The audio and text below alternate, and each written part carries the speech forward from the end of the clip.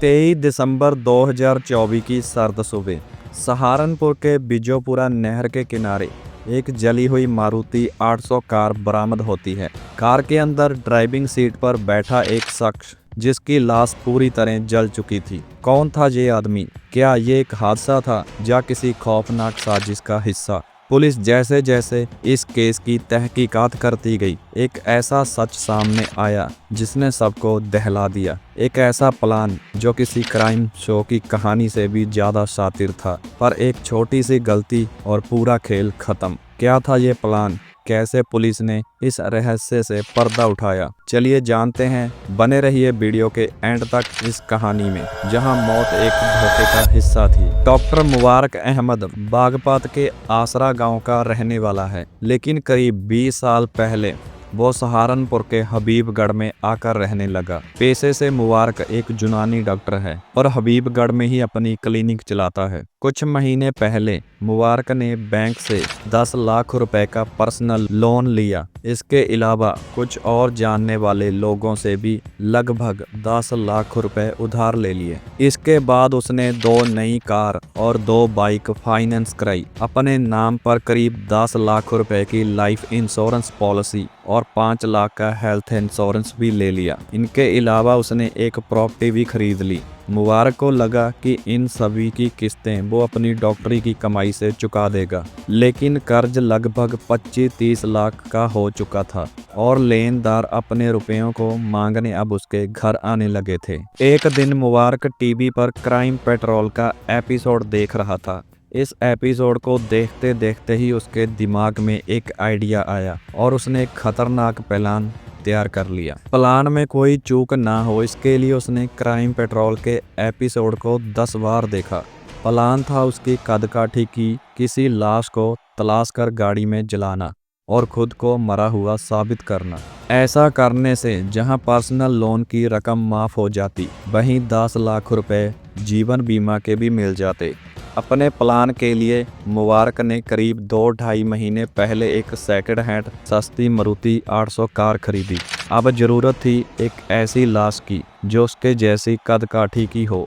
बहुत तलाशने पर भी ऐसी लाश नहीं मिली और एक दिन उसकी नज़र अपने रिश्तेदार की फैक्ट्री में काम करने वाले 30-32 साल के सोनू पर पड़ी। सोनू कदकाठी में डॉक्टर मुबारक की तरह ही दिखता था। पिता मर चुके थे और मां ने दूसरी शादी कर ली थी। रिश्तेदारों के नाम पर केवल गुलजार नाम का एक मामा था। ऐसे में मुबारक को सोनू के अंदर अपना वो शिकार दिखा जिसके जरिए वो अपनी खतरनाक प्लानिंग को अंजाम दे सकता है। मुबारक ने सोनू से दोस्ती की और धीरे धीरे उसके साथ शराब पीना शुरू कर दिया। मुबारक को अपने प्लान के लिए गाड़ी मिल चुकी थी और शिकार भी उसके सामने था और अब जरूरत थी केवल एक ऐसी जगह की जहां वो अपने नापाक मंसूबे को अंजाम दे सके। इसीलिए उसने बिजोपुरा इलाके में नहर के किनारे उस पटरी को चुना जहां से इक्का दुक्का लोग ही गुजरते थे। 22 दिसंबर को मुबारक ने सोनू को शराब पीने के बहाने से अपनी गाड़ी में बिठाया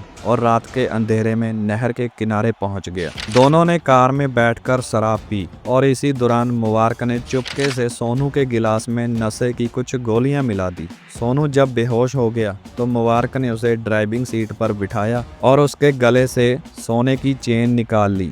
सोनू की पहचान का कोई सबूत मुबारक ने गाड़ी में नहीं छोड़ा। इसके बाद पीछे छिपाकर रखी पेट्रोल से भरी केन निकालकर उसने पूरी कार पर उड़ेल दी। फिर गाड़ी में आग लगाई और मौके से फरार हो गया। अगले दिन बिजोरा इलाके के रहने वाले जवार अली की नज़र इस जली हुई कार पर पड़ी और उन्होंने पुलिस को मामले की खबर दी, जहां से मुबारक की प्लानिंग थी कि जैसे ही उसके नाम का डेथ सर्टिफिकेट जारी होगा वो अपनी पत्नी के जरिए बीमा की रकम हासिल कर लेगा। इसके बाद अपना नाम और पहचान बदलकर किसी और जिले में जाकर नए सिरे से जिंदगी शुरू कर देगा। सब कुछ मुबारक की प्लानिंग के हिसाब से हुआ था, लेकिन उसकी एक चूक ने पूरे मामले का पर्दाफाश कर दिया। दरअसल पुलिस को जब सोनू की गुमशुदगी की रिपोर्ट मिली तो अफसरों ने मुखबिरों का एक जाल उस जगह पर बिछा दिया जहां जली हुई गाड़ी मिली थी। 27 दिसंबर को मुबारक ये चेक करने के लिए मौका वारदात पर पहुंचा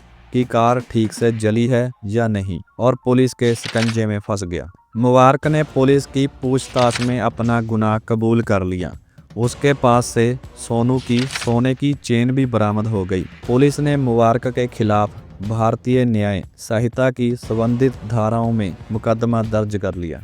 तो दोस्तों, ये थी एक ऐसी कहानी जहां लालच और कर्जे की दलदल में फंसे एक डॉक्टर ने अपने ही जैसे दिखने वाले एक मासूम को मौत के मुंह में धकेल दिया। एक ऐसी साजिश जो अगर पूरी तरह सफल हो जाती तो शायद कोई इसे सदी का परफेक्ट क्राइम भी कह सकता था। लेकिन कहते हैं ना, अपराध कितना भी शातिर क्यों ना हो, एक ना एक दिन सच सामने आ ही जाता है। और मुबारक की बस एक गलती ने उसकी पूरी चालाकी पर पानी फेर दिया। आपको क्या लगता है, अगर मुबारक मौका वारदात पर दोबारा ना जाता तो क्या वो पकड़ा जाता? नीचे कमेंट बॉक्स में अपनी राय जरूर दीजिए। और अगर आपको ऐसे ही रियल क्राइम स्टोरीज पसंद हैं तो चैनल को सब्सक्राइब एंड फेसबुक पर देख रहे हैं तो फॉलो करना ना भूलें। अगली बार फिर मिलेंगे एक और चौंका देने वाली कहानी के साथ। तब तक सुरक्षित रहें, सतर्क रहें।